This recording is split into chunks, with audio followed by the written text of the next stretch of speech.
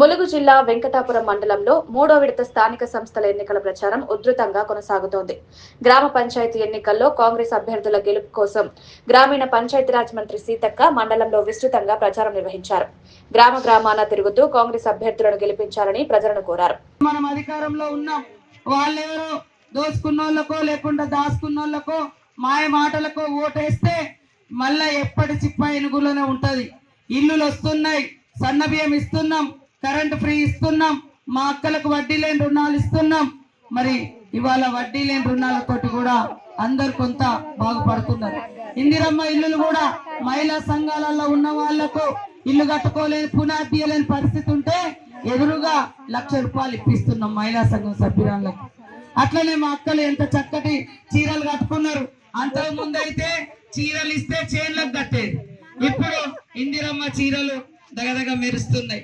కాబట్టి మీరందరూ దయచేసి మరి పేదింటి బిడ్డ మంచి పేరున్నది,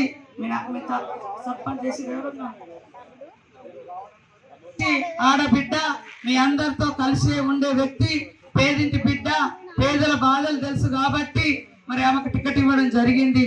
మేమందరం కూడా మీ అభివృద్ధికి పాటుపడతాం. వాళ్ళకి ఎమ్మెల్యే లేడు, బీఆర్ఎస్ కు ఎంపీ లేడు, మరి మండలం లేదు, జిల్లా లేదు, రాష్ట్రంలో లేరు. ఇన్ని రోజులు మరి చేయండి, వాళ్ళు ఇప్పుడు ఎట్లా చేయగలుగుతారు? కాబట్టి మనమే చేయగలుగుతాం. ఈ పంచాయతీ సర్పంచ్ల మీద నేనే మంత్రిగా ఉన్నా. మన గ్రామాలకు ఎక్కువ నిధులు ఇచ్చి గల్లీలన్నీ కూడా బాగు చేసే బాధ్యత మాది. ఇల్లులు కూడా లేని వాళ్ళందరికీ ఇల్లులు ఇప్పించే బాధ్యత మాది. మనం ఇంకా 2 దఫాలుగా ఇల్లులు ఇస్తాం. ఇల్లులు రాని వాళ్ళు బాధపడకండి.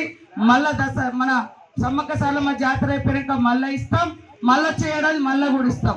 కాబట్టి అందరూ కాంగ్రెస్ అభ్యర్థి మరి సురిటి రాజేశ్వరి బాలు గుర్తుకు, అదేవిధంగా మన వార్డు మెంబర్లందరినీ కూడా గెలిపించి మరి గ్రామ పంచాయతీ నా చేతిలో పెట్టండి. గ్రామ పంచాయతీకి అత్యధికంగా డబ్బులు ఇచ్చే బాధ్యత నాది అని తెలియజేస్తూ అందరికీ నమస్కారాలు, ధన్యవాదాలు.